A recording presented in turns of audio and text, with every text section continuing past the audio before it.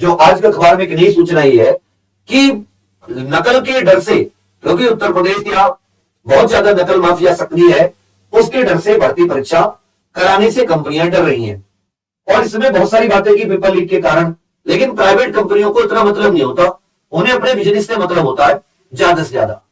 लेकिन जब हम बोर्ड का बयान इधर पढ़ रहे हैं आर के विश्वकर्मा जी का, हालांकि इनके बयान बिल्कुल खोखले हो गए हैं, पिछले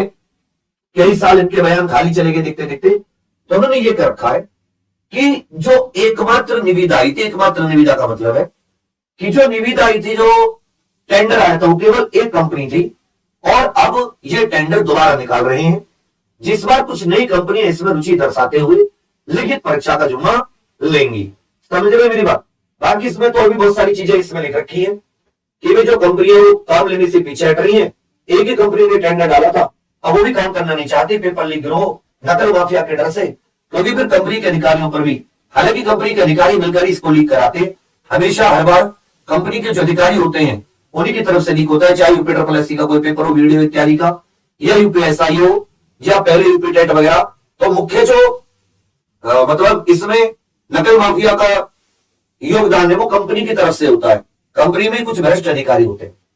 तो कहने का अर्थ क्या है कि एक बार फिर से उत्तर प्रदेश पुलिस कांस्टेबल की भर्ती उस समय के लिए पीछे हट गई। अब सिंपल सी बात है, 36,000 वैकेंसी सरकार के बड़े बड़े नुमाइंदे से लेकर पिछले मतलब 15-20 दिन पहले सरकार के लगभग जितने भी मुख्य व्यक्ति हैं, सभी ने इसको अपने ट्विटर के माध्यम से हो, चाहे वो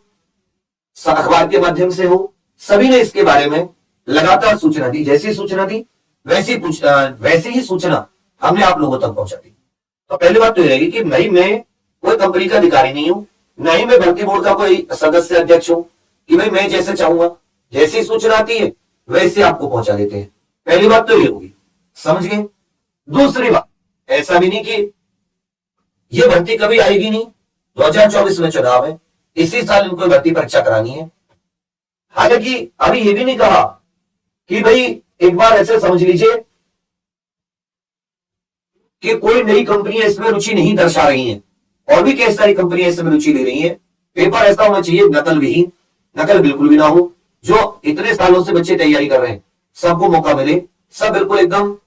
सुचिता पूर्वक भर्ती हो, जिससे कि कोई भी चोर चकार भर्ती ना हो पाए। सेकंड चीज, एक जो इस समय भर्ती आगे बढ़ने से एक जो